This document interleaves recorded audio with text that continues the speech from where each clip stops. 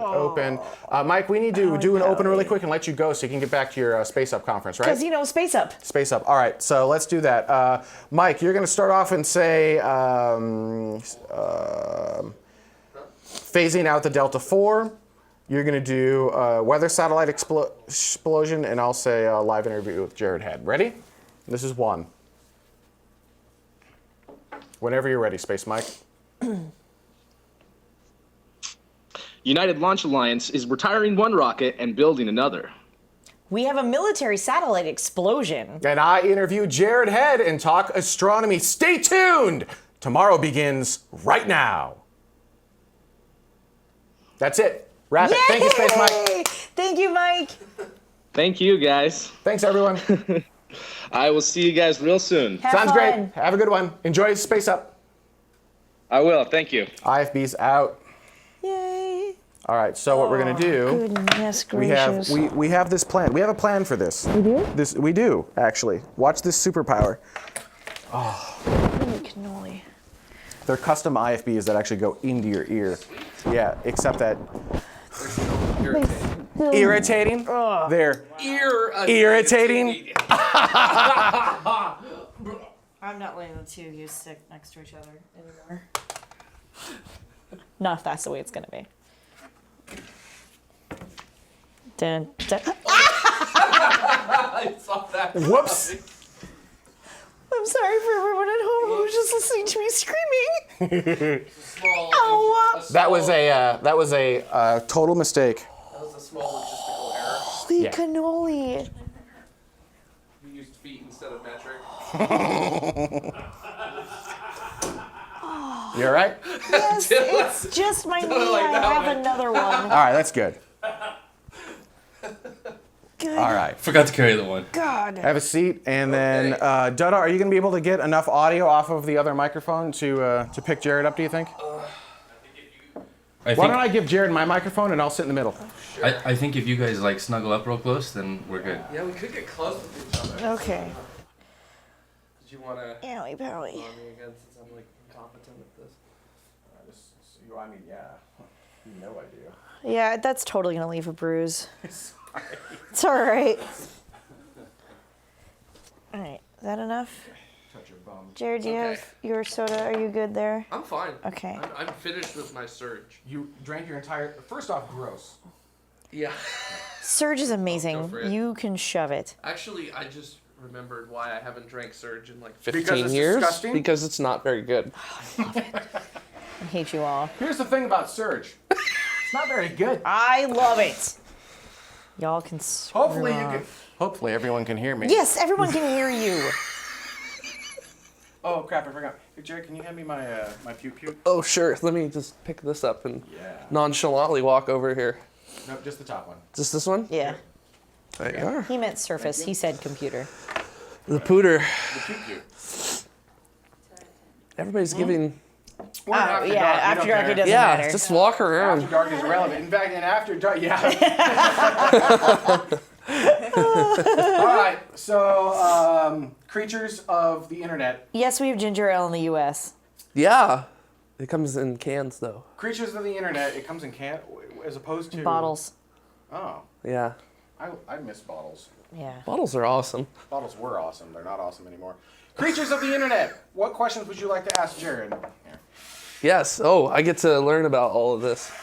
Sweet. So I guess is this where all like the questions come through? Yeah, all so the other it's, fun actually, stuff? it's a Both. cool. Yeah, so on the left side, if you click up here, you got the hashtag TMRO. This is the unfiltered chat room. That's true, Chris Radcliffe. Good point on that. Yeah, That's so cool. in fact, we'll probably leave it in the unfiltered chat room for after dark. During Nice. the show, we were in the questions channel, which filters out all all of the stupid things that the chat room said. I mean, All the smart things. all of the incredibly intelligent things that you guys always. But say. that's good. So that means that you couldn't see me complaining.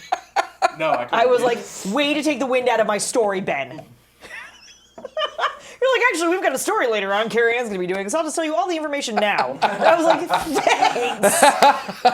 So then it came up, and I was like, welcome. well, like Ben said, as it was mentioned earlier, when Ben said it, and then Ben said this too. Here's one part Ben didn't say. right. There's the other part that Ben did How say. did you become an astronomy geek? Me? An astro geek. Okay, I gotta say this. I've always liked space.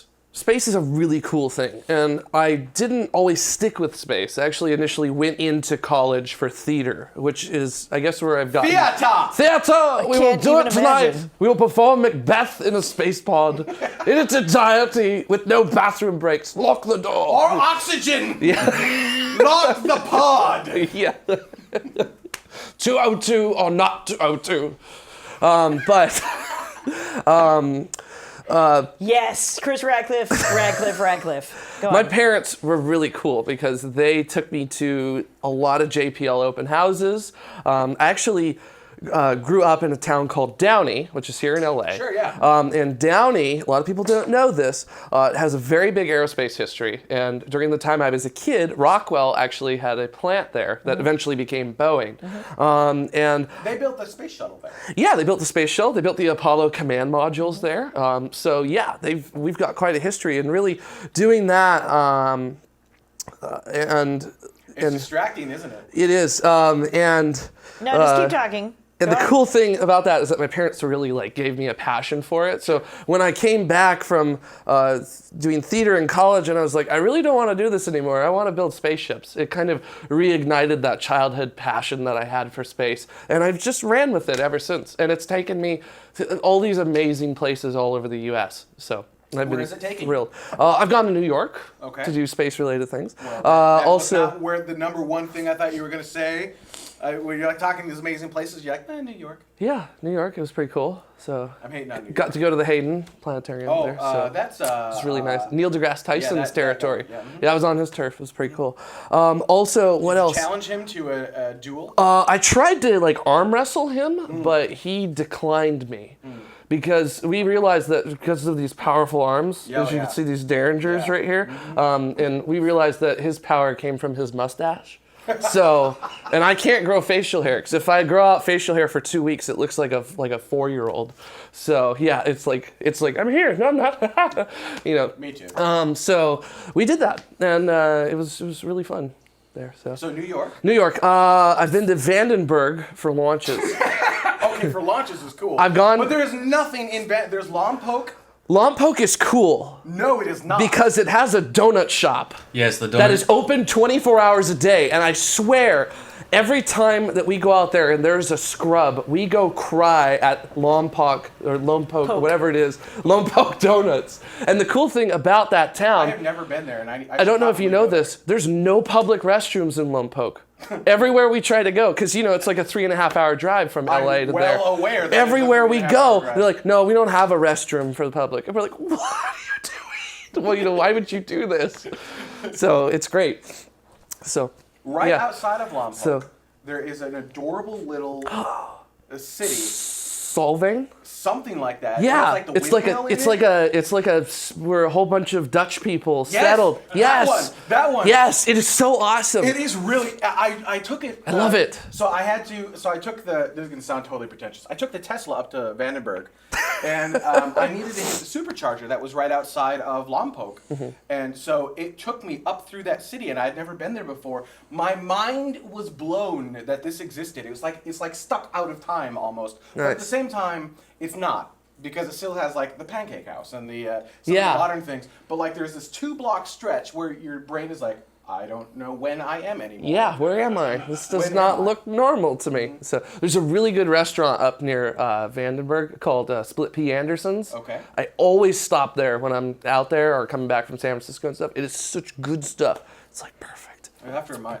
email that to me because Yes, I will. I go there more often than I care to admit. And, Well, I've gone to 11 launches there, so. yeah, well, It's did pretty- you see the Delta? So the problem with watching launch, you're not on the Air Force Base, right? But that doesn't mean you can't get close. No, you can get close, but you can't see it on the pad.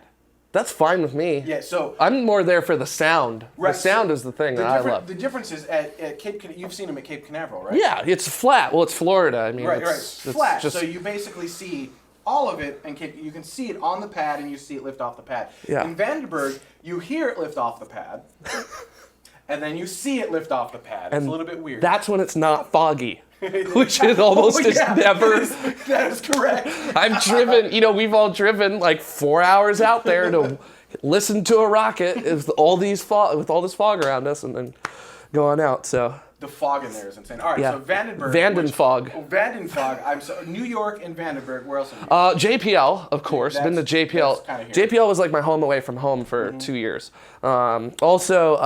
So you know Doug Ellison then? Oh yeah, Doug Ellison, and yeah. Hi, Doug. Why is he hating on you? What's happening? Why is he hating on me? He's all like, He's not hating on me. I just thought it was funny that there's a guy who works at JPL who was like, yeah, astronomy, boring. Doug is such a cool guy. Doug, why did you say Well, this? then I saw it was Doug, and I was like, oh, never mind, instigator, got it. Yeah. Doug is an instigator. I like Doug. See, me and Doug share a love for dry lake beds. So. Okay, go with your shared love of dry lake beds. I just love dry lake beds. They're fun to go to. Like you know, living in LA all my life, it's just been like house, building, street, freeway, and just going out into the desert to a dry lake bed where there's literally nothing around you. It's something like recharging about it to me. And I love doing it. That's also where they launch rockets. Yeah, you can launch, as Dutta just said, you can launch rockets from dry lake beds as well, which is handy. You know, you're really not allowed to launch them from like your backyard or things like that. I mean, you could, but I don't know that you could. I probably could. You shouldn't. Well, yeah, you you probably shouldn't. could? I probably could. You could talk to the police after. if, you know. Yeah. Yeah. Like half the city's on fire because well. we're in a drought. So, yeah. What we got questions? All right, go ahead. Tons of questions coming in. What's my T-shirt for? Well, I guess I should talk about this. Go for it. Because it's pretty cool. Okay, so like because I'm from Downey and I love the aerospace history of my town, this is actually the North American Aviation shirt. So if you worked at North American Aviation, this was and these are the guys that developed some parts on the Saturn V and the Apollo command modules. So they were one of the prime contractors of Project Apollo. So that's why I like them. They were also one of the prime contractors of early space shuttle development as well. By the way, he changed into that shirt. Yes. You came in an equally awesome shirt. Yes. My other shirt I had it's red and it says rockets on it, and that's because it's for the Ellen Ochoa Learning Center, which I've done some really great science work with them before. That's cool. Yeah, and they were like, "Here, have a shirt," and I was like, "Sweet." So Done and done. yeah, it's pretty good. What else do we have? Let me see. What hair product do you use? Hair product do I use? He has it. No, he has it with him. Should I go grab it? I'm going to go grab my hair thing. Absolutely. Because they were like, you know what? Do you want to come on camera? You can totally come on camera if you want. All right. You sit here. You don't have to either. It's not the... I got everything with me today. Look at this. You can have the other blue chair. I'll take the backup chairs. Okay. This is going to get so confusing so quickly. Okay, so this is gonna be really awesome. cool. So I like totally don't like my hair like being, it's the good stuff. Jeez. Yeah. So I don't like my hair when it's like super like you could like slice through bread with it and things like that. I know, like, right? Not a big fan of that. So I use this stuff called Mitch Reformer, which is great. It's a stronghold matte finish. And I put it in my hair right after I shower, and then I just leave it alone for like half an hour because I let it sort of like harden and set in the hair. And then what I do is after about a half an hour, I come back, I just do this with my hands in the hair, and then I'll actually comb out everything into this beautiful aerodynamic pattern that you see. And then I'll hit it with a couple of layers of hairspray. So anywhere from 3 to 4, individually wait for it to dry, woo, wait for it to dry, woo, and that's how it works. So yeah, it's really like, I don't want to say labor intensive, but I could write like a whole procedure for it. You could just go for it. Oh, so. a procedure. Someone's in the space industry. I like procedures. All right, this is step 1.01 for my hair in the morning. Exactly. We're going to go ahead and do a non-perform on 1.02. So, welcome to our, we just randomly, by the way, Dutta, I gave you input 3 for audio. Yeah, it's not working. Oh, that's a feature. Snap. Introduce yourself. I'm Molly Butcher.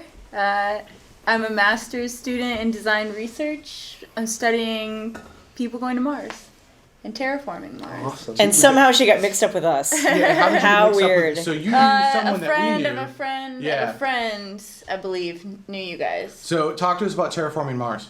Well, Ready, go. well, I actually wanted to talk to you guys about terraforming Mars. All right, you want to do it right now on the air? Sure. This is something we would do. All right, ready, go. Well, I don't have my notebook, so let me. Hang on, I'll grab your notebook. Okay. This is gonna be awesome. Yeah. And you're gonna have a video archive of it. Well, Sweet. the perfect. So I guess first, since I'm among experts, I kind of wanted. Oh no! No, you are not. I don't know. Wait. Who gave you that Chris impression? Radcliffe, you're still in the room, right? Yeah. Okay, just checking. Actually, yeah. This great thing now you can also you can ping our You crowdsource. audience. Yeah, we're Oh, nice. crowdsourcing your answers. Yeah. Okay, cool. Well, first I want to get a description of like, imagine I'm walking around on Mars today. What Okay. do you guys think it's like? Barren. Dead. The Mojave. What did Wait, Buzz, like today? Yeah, like you're in a spacesuit and you're walking around today. What Okay. did Buzz Aldrin call it? Magnificent Magnificent desolation. desolation. Desolation. I think that's. say But it it's would be like magnificent desolation. It would be. Mojave desolation. Kind of. I'm looking. There's like Olympus Mons, right? I mean, just these huge, towering, epic. What are those called? Mountains. I hate to break it to you, Ben, but Olympus Mons actually wouldn't look very big Why? because it's the size of Arizona. So it's really tall, but it's like really the angle, the actual like angle of it is very shallow. So Oh, that's lame. I was actually It talking needs with to be somebody like about this at work yesterday. That actually makes perfect sense. It needs to be like a shelf. 'Cause it's right? like- where it's you like- look up and you go, oh god. It's like 500 kilometers across. So I mean, it's massive, and because of that, it's just like this gentle slope. You really wouldn't like actually climb Mount Everest, Olympus Mons. You'd actually like walk up Olympus Mons. It would just take like 2 to 3 weeks to do it. it would okay, take so now- long you wouldn't get altitude I'm so sickness. sorry to like ruin this for you. I kind of you did Oh yeah, in no, fact. wait. so. That's a good question though. Would it take so long that you wouldn't actually get altitude sickness? like, I think if you're at the, If you're in a I space think if you're in a suit, spacesuit, it doesn't Taking matter. care of That's a good question. yeah, you could take it off and get No. altitude sickness if you wanted I think to. you're gonna get Martian atmosphere sickness at that point. Just checking. Okay, but on a terraformed Mars, on a terraformed Mars. would you get altitude sickness? Oh yeah, you know, I mean, like, are we talking like the thickness of Earth's atmosphere kind of deal? Yeah. What have we done to the atmosphere?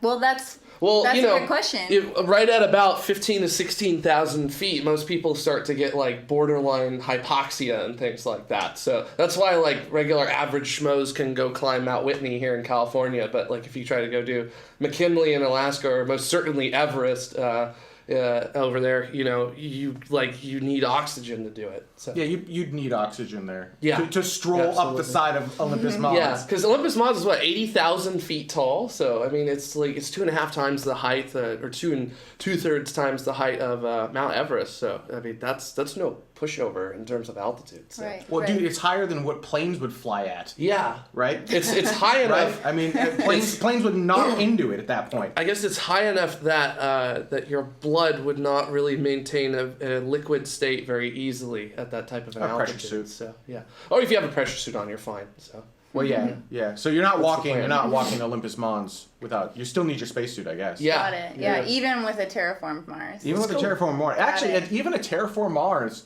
because you could take it. You're taking a casual stroll. You don't know where you end up. All of a sudden, you're at the top of Olympus Mons and dead because your blood basically boiled off. So if you were around Olympus Mons, you need like an altimeter on you Yeah, to make exactly. sure that you're not Like, walking the wrong you're, way. You're walking too high. You're walking too high. Turn around, doom lay ahead. All I know, Dave Maston, is that I'm happy to hear that you can walk up it, essentially. So when next time that Yeah. you roll an ankle or somebody breaks a back or, I don't know, a collarbone, for instance, that it's a little less, like, treacherous. Yeah. So is it so such a shallow incline that it's like a false flat on a bike? You know, where you're like, why is it so hard to bike flat? You know, but you really just Oh, really like a have gravity really hill kind of slight deal? hill, yeah. Like those things that people are like, well, you can do free energy off of it, but it's really just like an optical illusion because Yeah. of how it's set up. I don't know. I think it would be really difficult to even notice that you're on Olympus Mons. From what I understand from people who have You done... notice if you're at the top because you'd probably be dead. Yeah, I mean, yeah. That's a way to put it. So, but yeah, I think you'd have actually a really difficult time actually knowing that you're on Olympus Mons unless Yeah. you have like Martian GPS, you know. This is interesting because I feel like people talk about it as though it's like tourist attraction. Oh, Well, it was should be. up until he burst my bubble. It was right, and then Yeah. he's like, "Actually, Well, no, it's going to be this idiot. It's going to be like, Think like Hawaii with the shield volcano. This is That's hang what on, it is. hang on. This It's is a what- big honking shield volcano. It's This just is what I was promised. Wait, by an artist. I can't No believe offense. This is what everyone thinks it's going to look like, and you're like, oh no, it's going to be more like the edge of that. Thank Look, you, if Ron want Guyette. that, That's Ron Guyette's artwork that we have all the way around our apartment. Actually, to answer, hang on. I'll be right back. Keep going. okay. Okay, yeah. So another thing I'm really interested in is like we always talk about terraforming as though like, oh, what's the oxygen content going to be? Like, can we actually keep an atmosphere? But like, okay, let's say we can keep an atmosphere without a magnetic field. Okay. Like, what is Mars going to look like? So like, imagine walking around Mars without a spacesuit. I wish we had the I want bug. a description of this. I think it'll look a lot like Earth. Yeah.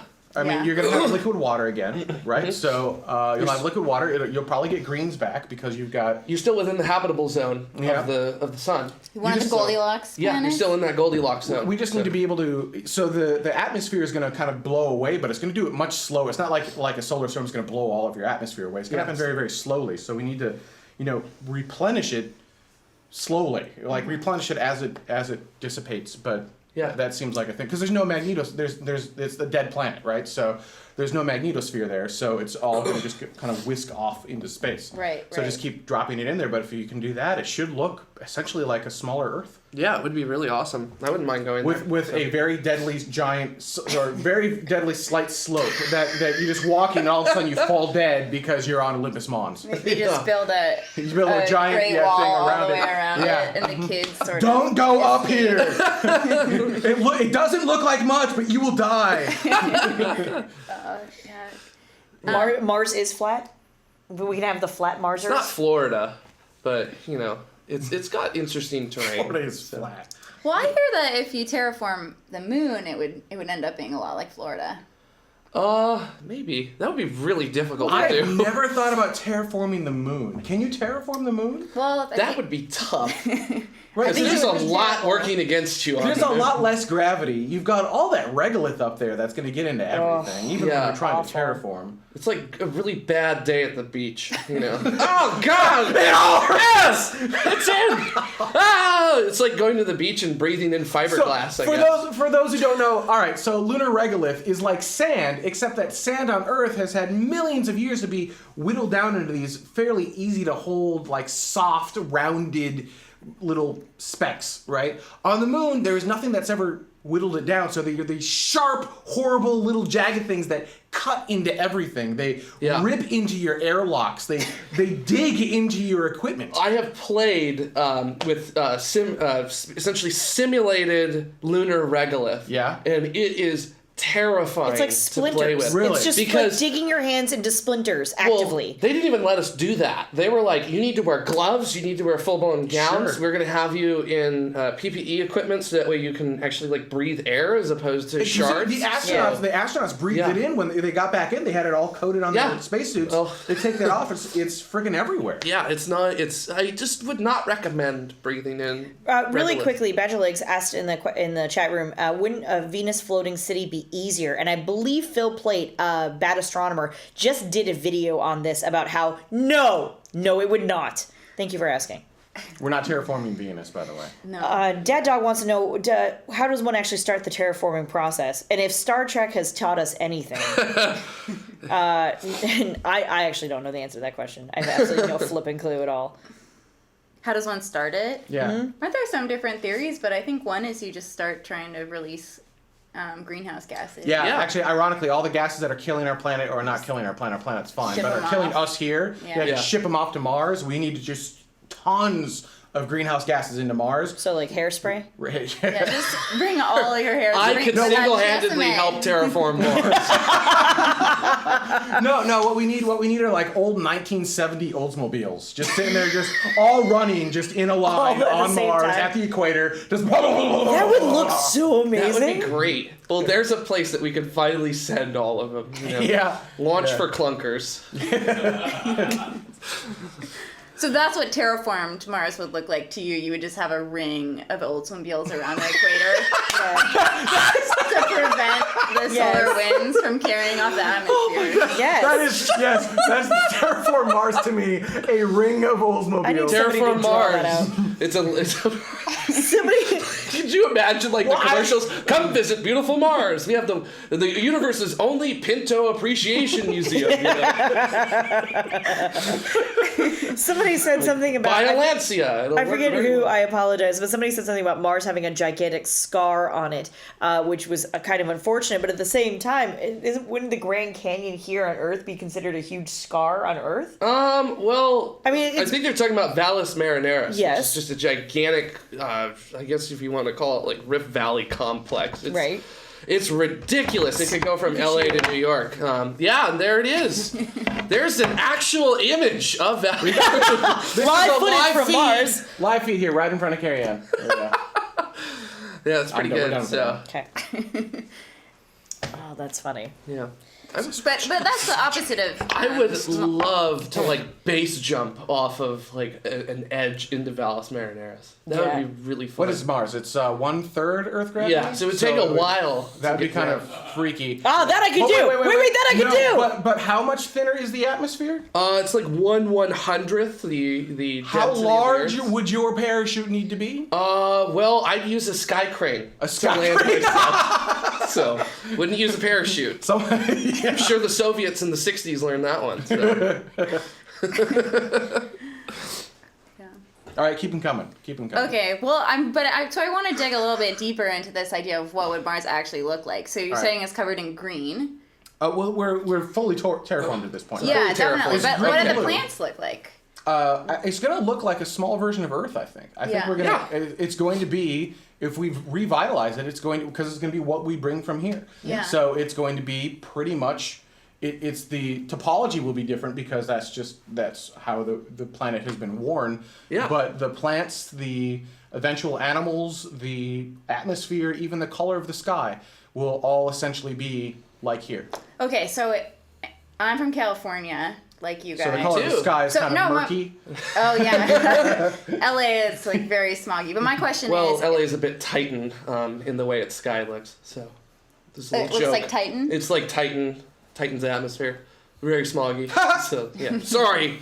It sounded funny, then I said it. So.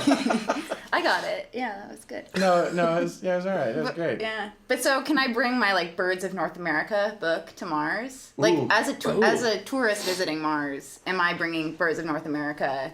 And then But the pressure, so help me out here. The pressure hasn't changed though, right? No, the pressure would change.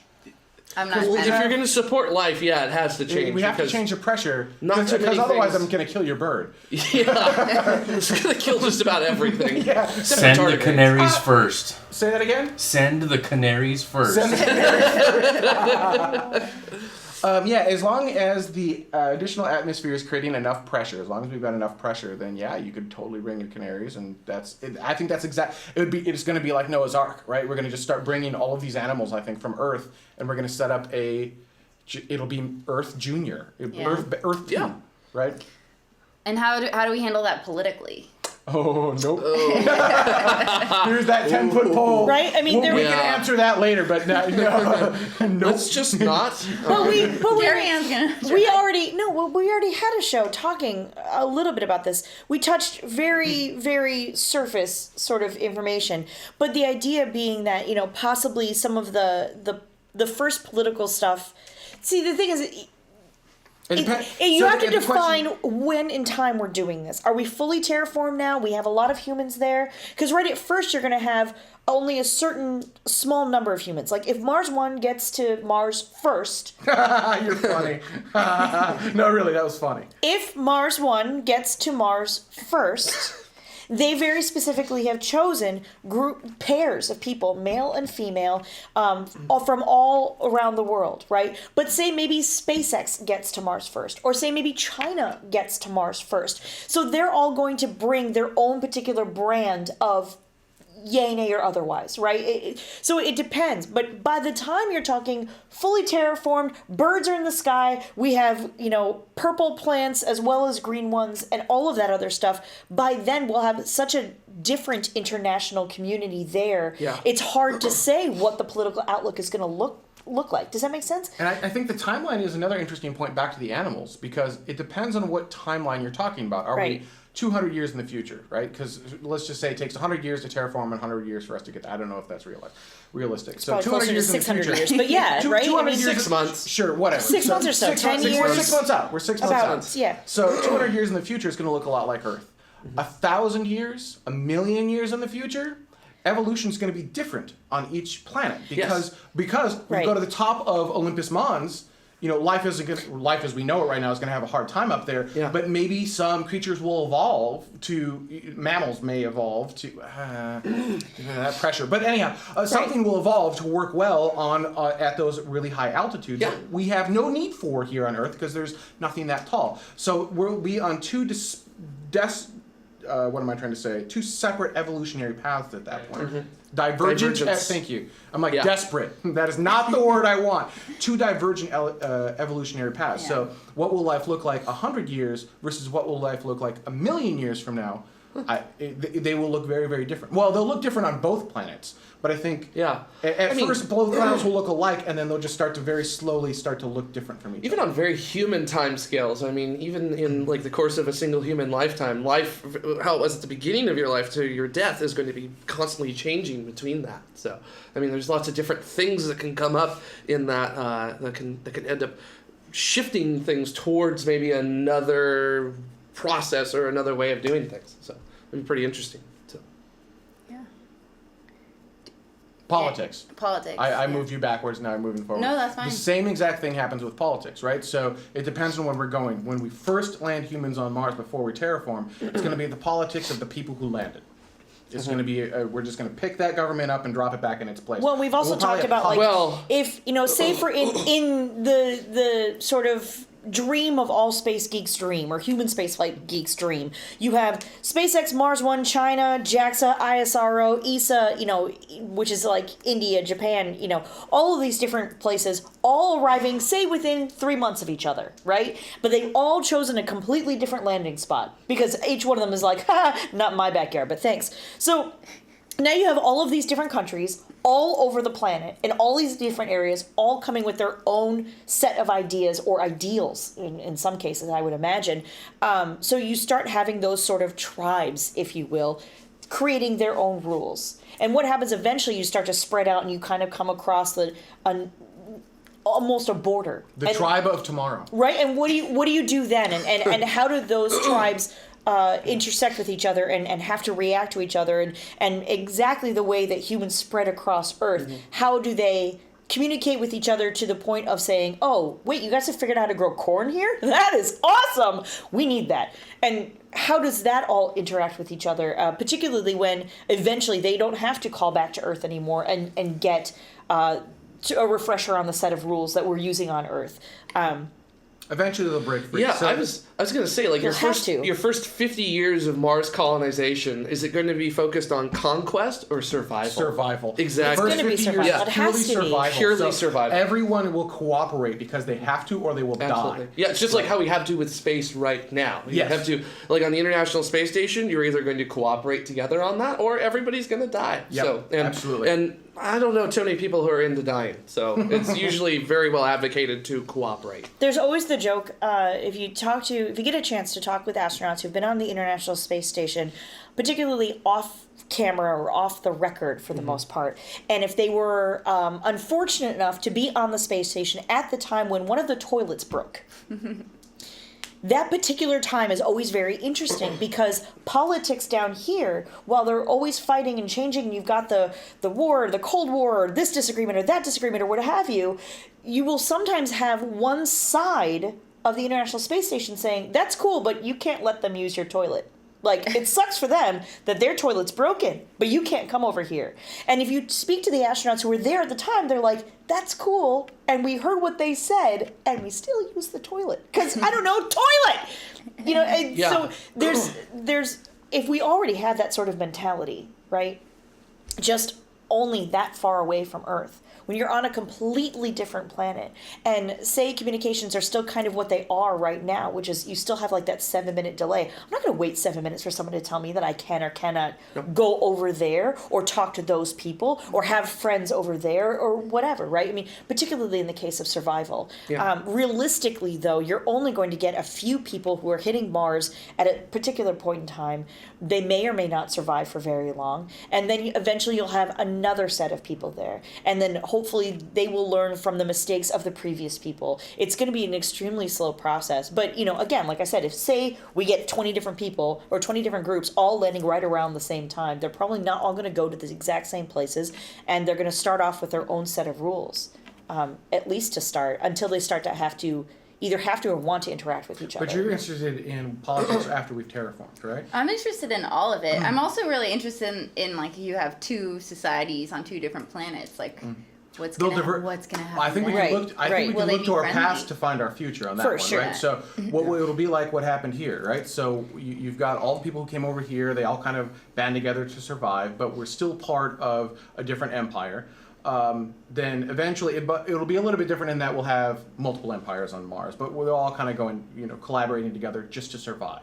Once we've figured out survival, the dynamic will change because now it's going to be more about conquest than survival. Right. And now once we're about conquest, it'll still kind of be the same kind of governmental things, but taking over different areas and finding the valuable areas of Mars and for profit and whatever. But then eventually, what will happen is Mars is going to realize that they don't need the Earth anymore. Yep. And that is when the United Martian Federation will begin. And Mars will break away and become its own self-contained entity with its own exports and imports and its own completely contained system.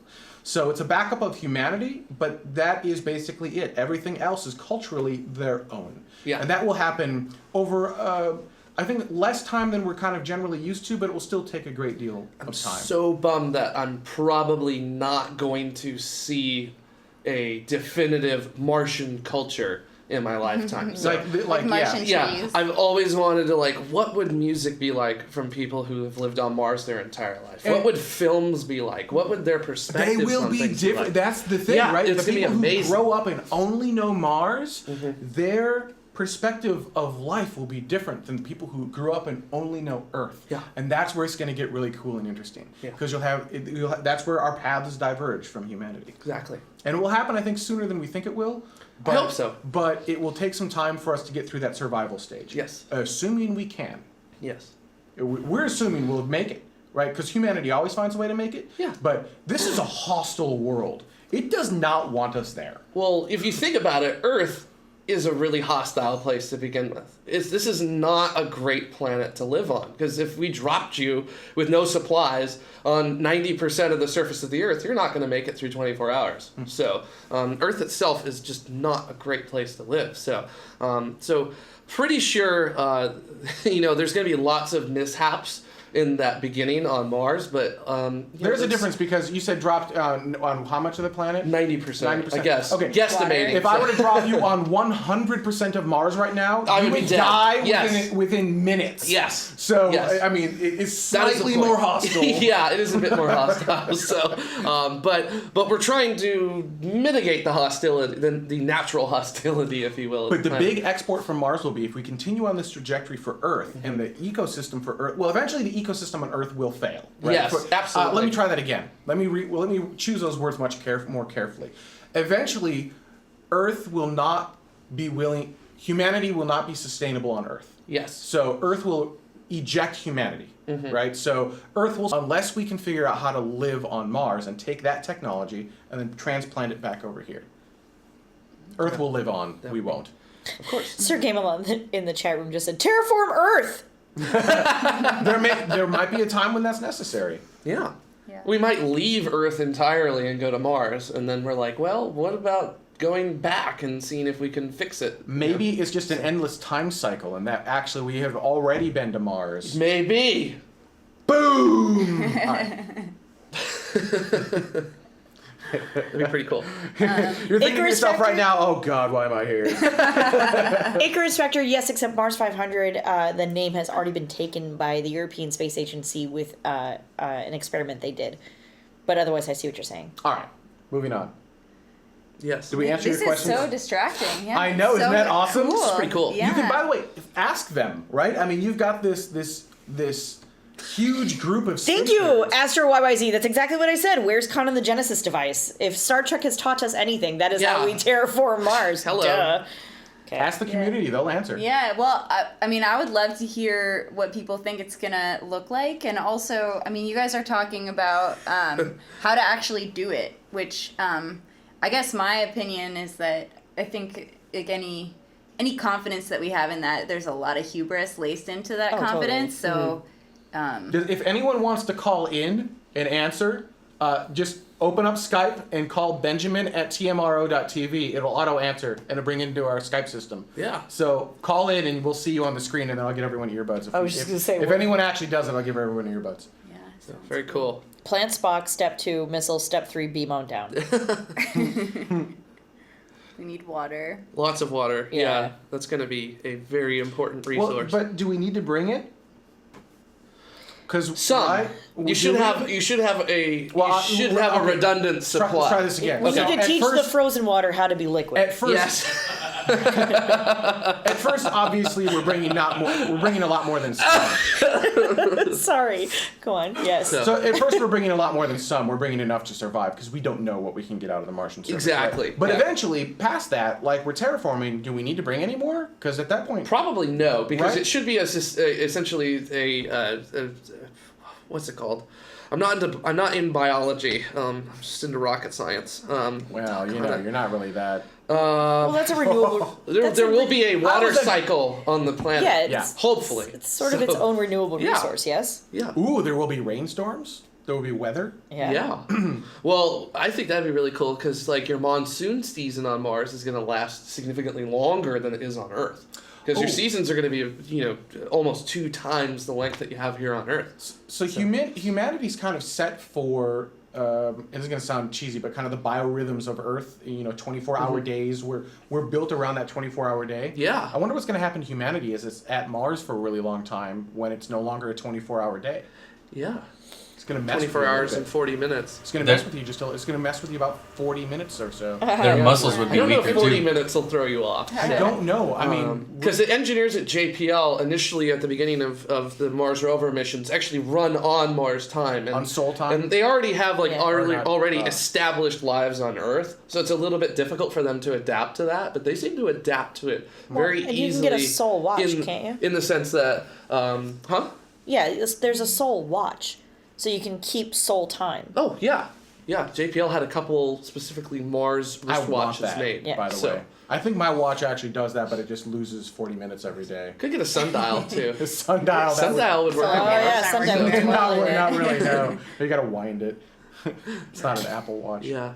I'm more interested in like you've got like 6 months of summer now. Like Right. how do you like deal with that? Do you like Martian kids? Are they gonna have a 6-month summer break, or what are you gonna do? Are you gonna stay on the same schedule as Earth? Are you gonna celebrate the holidays that you have on Earth? Are at you gonna have the time? same daylight saving Yeah. time as Earth? I don't think so, because that's just dumb. That is just dumb. It really is. Doug Ellison says that some people love working on Mars time and some people hate it. People who are morning people tend to hate it. Crap. People who get those late night creativity bursts handle it quite well. I'm set. Oh, we're Who getting a needs divorce. sleep when you've got Mars? Sleep is for the weak. I'll sleep when I'm dead. Okay. Anyway, ecosystem. Everyone in the chat room Ecosystem, seems to thank think that you. was the word you were looking for. Got a dictionary right there. Yeah. Blue Glacier says our body clock is actually more in tune to Mars than the Earth day.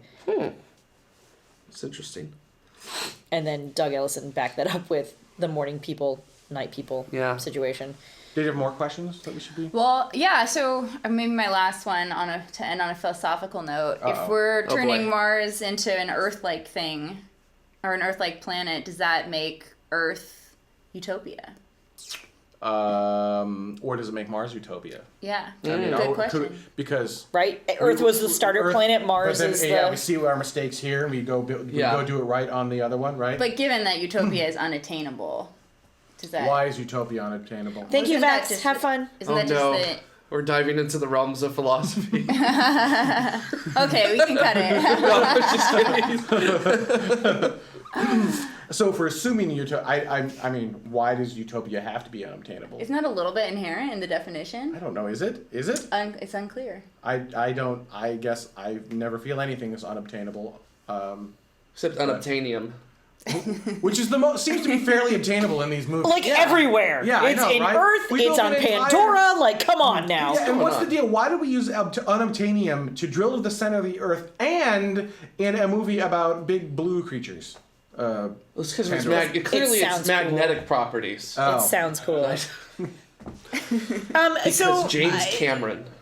again, I mean, it's one of those things where it's so hard to say because it depends on your timeline, right? And your definition of utopia. Sure, but I mean, Ooh, yeah, but that's I it. think to a certain extent, traditionally, the people who want to go to Mars and are willing to forsake everything back home, right? You're leaving your family, you're leaving everything you've ever known for the most part, all of those, Possibly your life. possibly your life.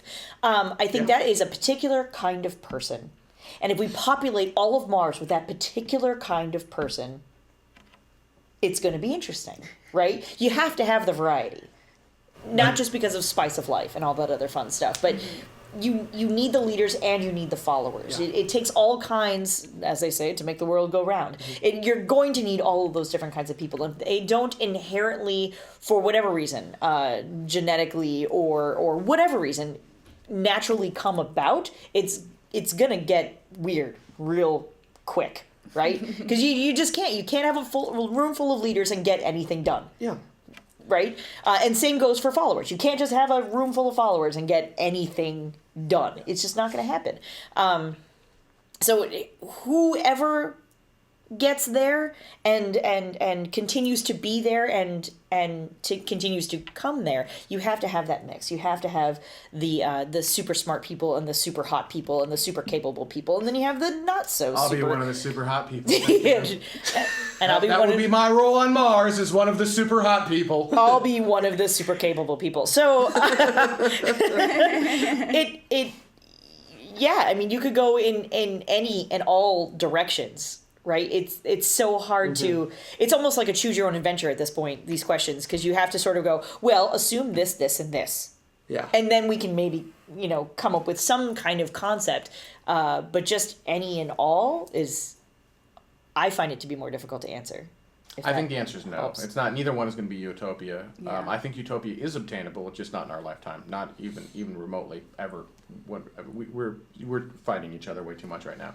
It's going to be a replication of what we have now on a very slight divergent path, which will be.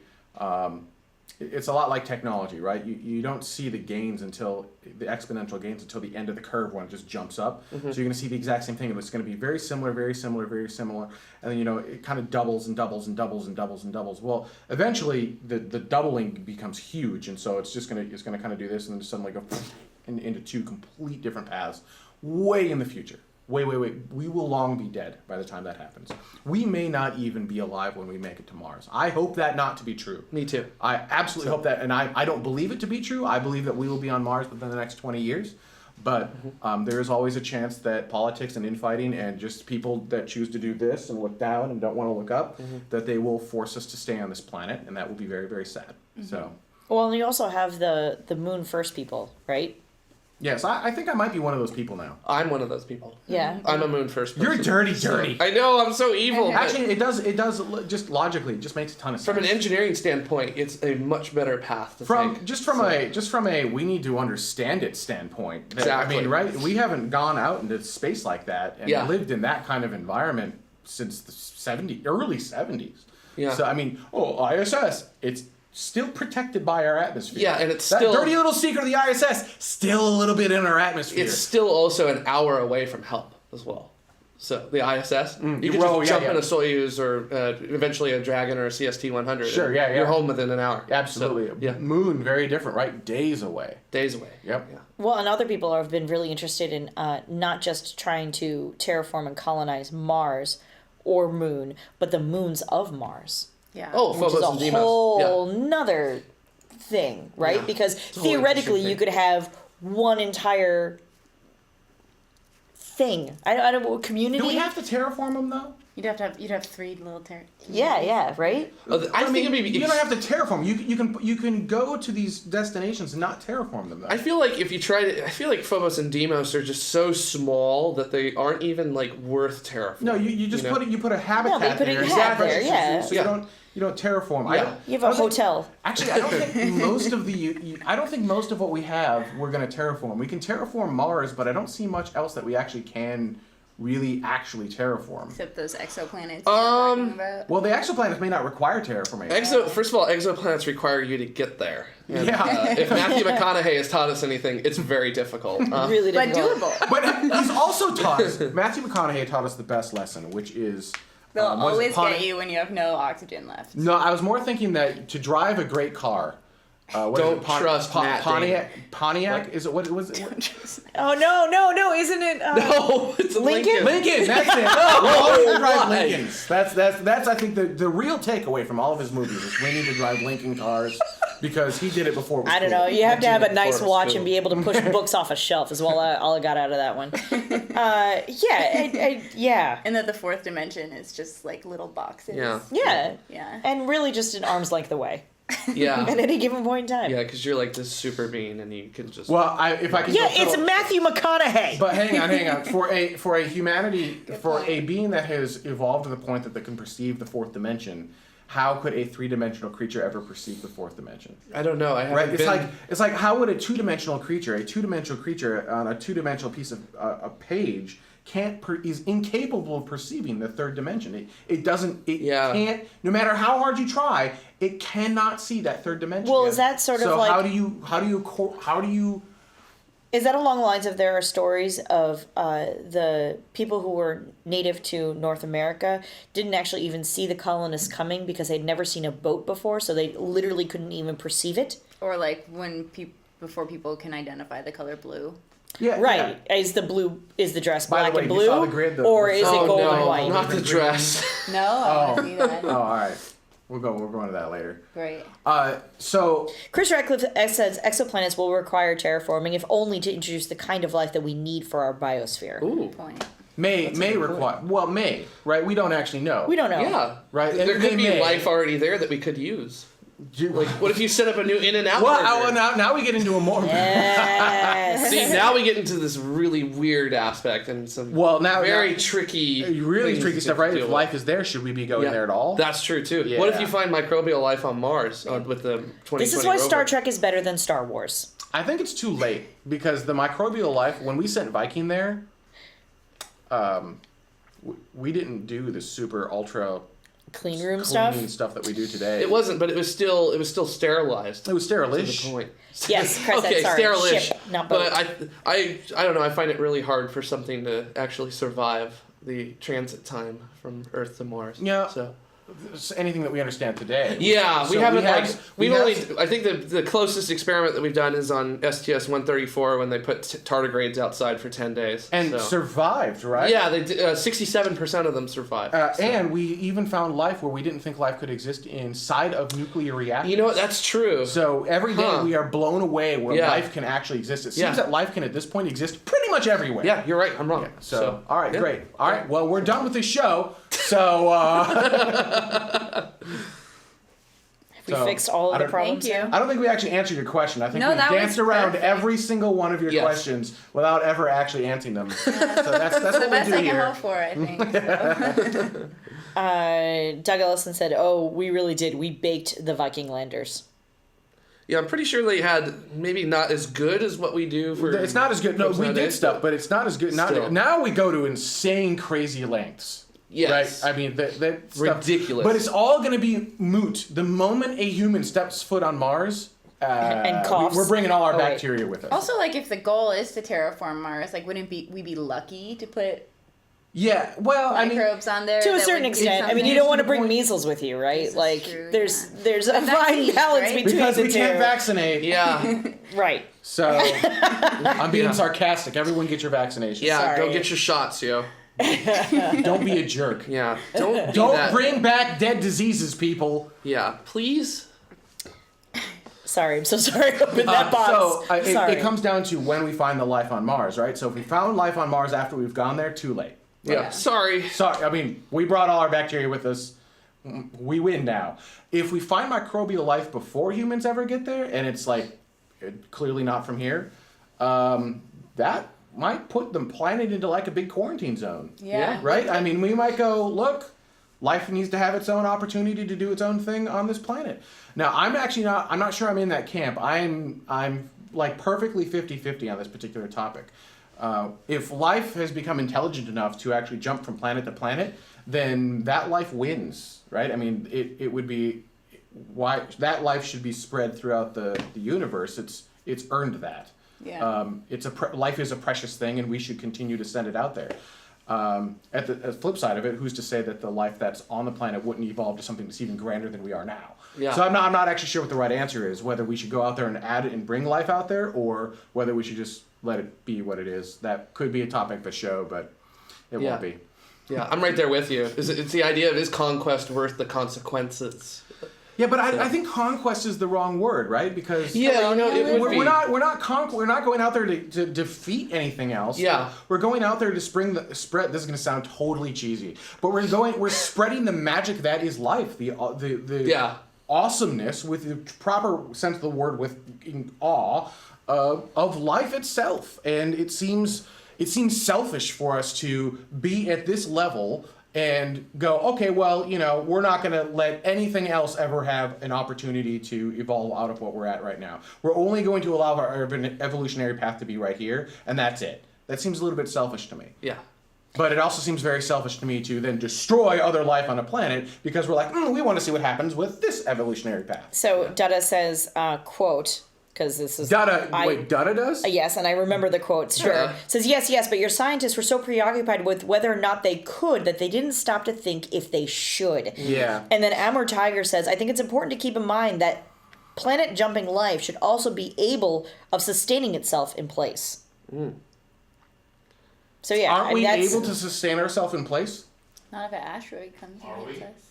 I don't know. I mean, how do you define sustaining yourself in place, right? We are sustaining ourselves on the International Space Station. Well, In it's place- possible. in It's possible Sutron? that possible that they meant in any place. So I'm not sure. We might need a definition. I of that wonder. I particular- think we're on the cusp of being able to sustain ourselves anywhere. Now, not in our current biological shell, but we can develop the technology around our own shell, spacesuits and HABs and whatnot. Because the same person then also typed, being smart enough to virus across the galaxy, but not smart enough to plan a sustainable society would be pretty terrible. Yeah, I agree with that. Yeah, it has to be sustainable. I think that's, and I don't think we're smart enough to figure out sustainability yet. We're very good at consuming. We're not very good at sustaining. Yeah. Or reusing. So. I'm reusing that old HD TV as a backdrop. That's cool. All right, so you got the TV behind you that's on, but if you look down, There's another TV. there's another one behind there that blocks the view of the camera from what's back there. Yeah, I'm using an entire TV for something that a little piece of wood. Don't or ask how cardboard. much we pay for that. either. Excellent. Or paper. Excellent. Paper would work. Yep. Well, I had it, so. What I'm saying is I'm responsible because I'm I see. reusing. I I'm see. reusing the tech. Yeah. Didn't Jurassic Park teach us anything? No. No. And I want Jurassic Park for real. Yes. Right? Yes. I'll run from the raptors. Absolutely. Yeah. I'll do it. You can't run Fast from enough. the Raptors. God, never mind. I'm excited for Jurassic World. I'm not even. Are we done? Is remotely this episode touching wrapping that. up? I don't know. Any more questions? I think I'm good. All right. You? I think I'm fine too. I got no usable answers from you, so we're out. Yeah. Thanks for nothing. Waste of time and a drive. Yeah, Well, thanks. driving to Anaheim is beautiful, so Where'd you come from? the airport, it's not. LAX? Yeah, it's not beautiful. No, it's not. No. Although driving to Vandenberg, the first half of the drive is exactly like the drive to Anaheim. It's just like, really? But the second half of the ride, Ooh, nice. right on the like, coast. yeah, it's like you turn and then all of a sudden it's like, oh, and you're parallel to the coast. You got the Forward is- Pacific right out too, with the Channel Islands in the background. And You got green mountains. chaparral on the side. Oh my God, it is It's very pretty. freaking lootly gorgeous. Oh, Play a it's little man. techno while you're doing it. It's great. I totally do this. Or put Boards of Canada on. A Nunja Beats Volume 11 is what I play on the way up and on the way back. It's almost perfect in length to get there. Nice. That's very good. Really? You don't just listen to Tiesto? No, I don't. Oh, I can't. Club Tiesto? I can't because Just listen to the Space Jam Yeah, theme you on the can way up. through your No, phone. I need you to know listen that. to. No, I need to listen to the sounds of Jupiter. The Sounds of Jupiter. That's a band that we're making. Yeah. Right? The We'll band's call it- no, the band's of band- Jupiter. The band's of called. Jupiter. We should call the band the Great Red Spots. The Great Red Spots, Yes. plural or spots? Singular? Whichever. It just sounds really good. The Great Red Spot. I like it. The Great Red Spots.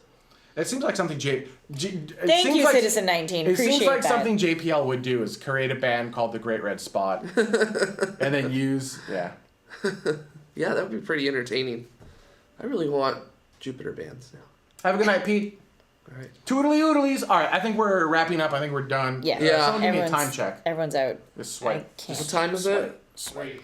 3. Yeah, that's perfect. All right, so everyone, like to thank you for watching. Remember, if you change your clock next week, the time of the show changes for you. If you do not change your clock next week, the time of the show does not change for you.